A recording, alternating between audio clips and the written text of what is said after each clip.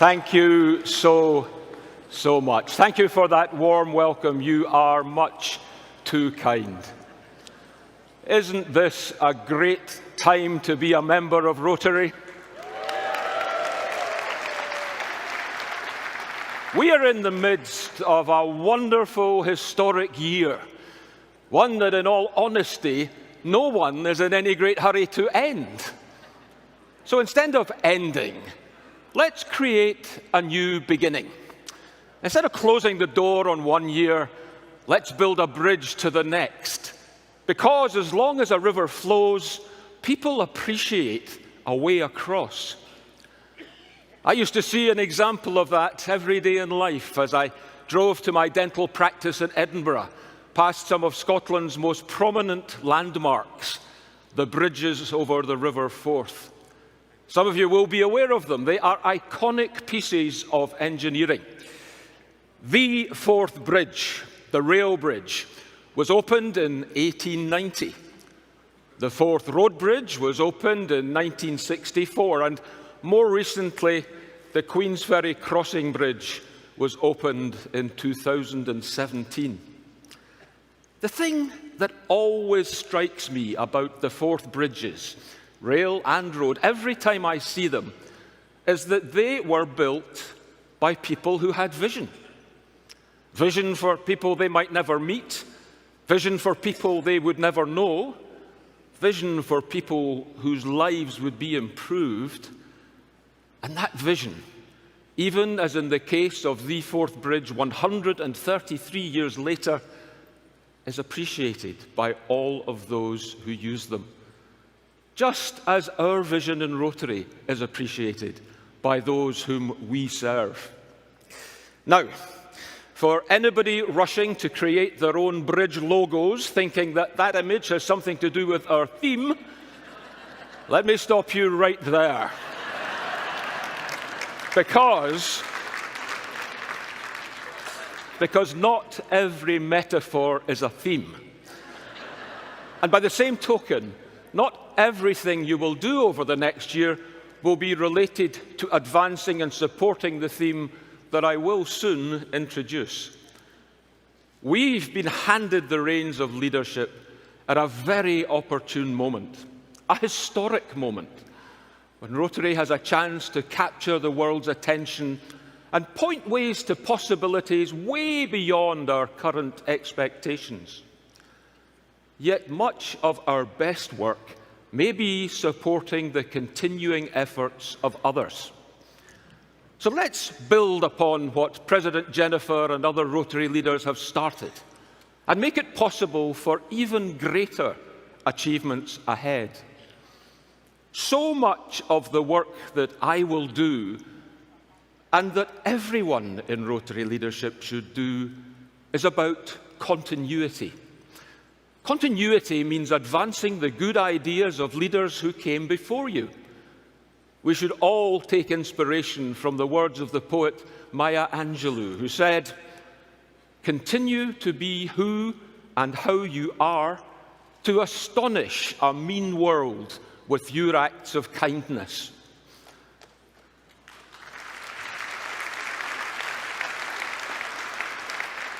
Over the past several years, we have seen this commitment to continuity in action, as one Rotary president after another has kept and built on promises to empower Rotaract.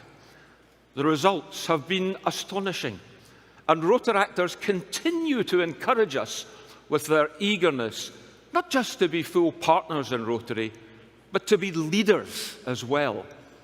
And so now it is up to us to make sure that Rotary and Rotaract clubs continue to find new ways to collaborate and support each other.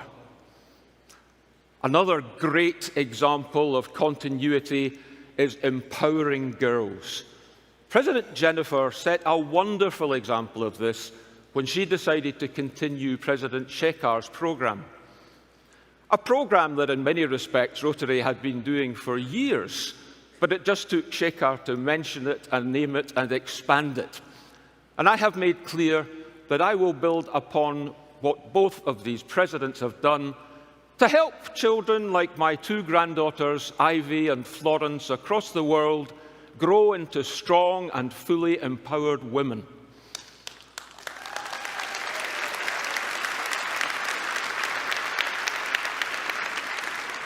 I am also keen to fully support all of the progress we have made to advance diversity, equity and inclusion in everything we do.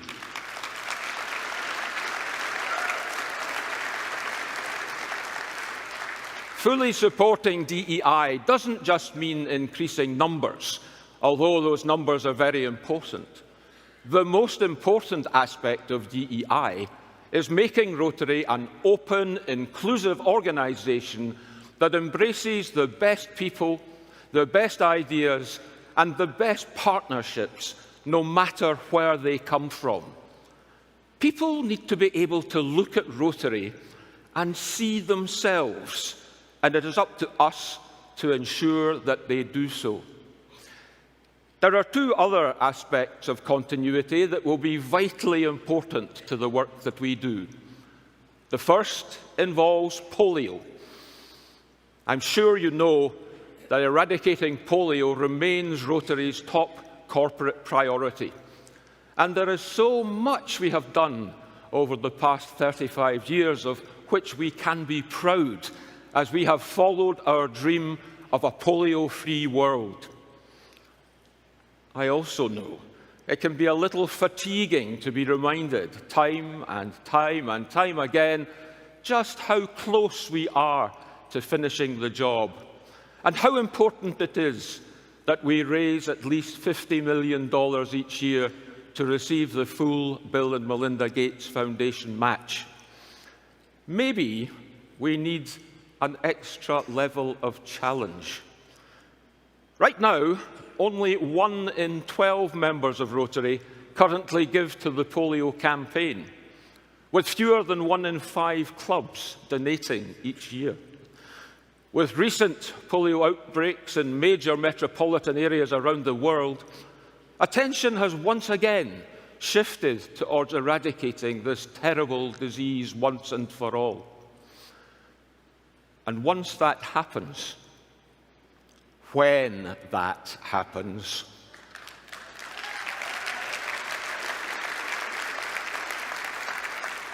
Rotary will deserve enormous historical credit. So this is the time for us to go beyond what's necessary year to year and make sure we provide every resource possible and every resource necessary to succeed as quickly as we can. I need your help in creating a new sense of urgency, to create hope that we will finish the job on polio before even more outbreaks threaten the children of the world. I need your help to bring Rotary's dream to life. We need to heed the insightful words of Jonas Salk, the creator of the polio vaccine, who said, "Hope lies in dreams, in imagination, and in the courage of those who dare to turn dreams into reality." These words are meaningful for all the work we do. They apply just as well to every aspect of the Rotary Action Plan. This plan is all about creating hope and providing our members with the knowledge and the courage they need to change. To accomplish this, we need to talk to our members about how to design service projects with known outcomes grounded in evidence. We need to engage with each other and everyone we serve with open, inclusive and compassionate minds. We need to look for every opportunity in the work that we do and in the relationships we form to transcend generations and borders. And we need to eagerly embrace new ideas and perspectives that can create lasting change in the world. To accomplish this, I hope you will engage with fellow Rotarians on the goals of our action plan, because this is the best example of continuity in leadership, building off the best of Rotary's past to create something even greater. One part of the action plan that I hope all of you have memorized by now is our vision statement. Together, we see a world where people unite to take action to create lasting change across the globe, in our communities and in ourselves. Embracing the action plan and giving clubs practical ways that they can implement it is the best way you can create lasting change in our communities. I want to turn my focus now to the two other elements of the vision statement: creating lasting change across the globe and in ourselves. And to do this, I want to focus on two specific, hopeful ways that we can bring these visions to life. The first is to put a greater focus on peace. I have no doubt that the founders and the builders of this organization would be proud of the hard work we have done in the past year to support the people of Ukraine as they have faced the brutal and unprovoked war with Russia. As we have done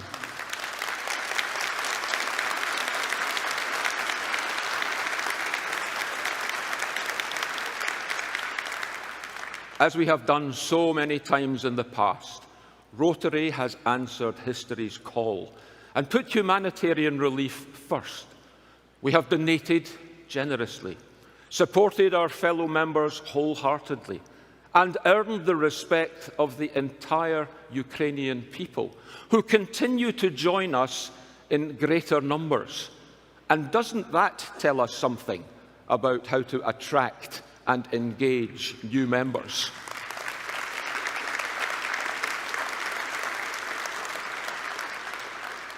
But we know that true relief will not come from either the Ukrainian or, for that matter, the Russian people until there is peace. And the same is true in Yemen, in Afghanistan, in Syria, and in dozens of other places of conflict across the globe. Peace is the soil where hope takes root. We till this soil every time we create new connections between people and find new opportunities for commonality. And so over the next year, we will be introducing virtual international exchanges, and you will be hearing more about them later this week. In Rotary, we know that peace is not a passive dream. It is an outcome of hard work, earned trust, and often difficult conversations.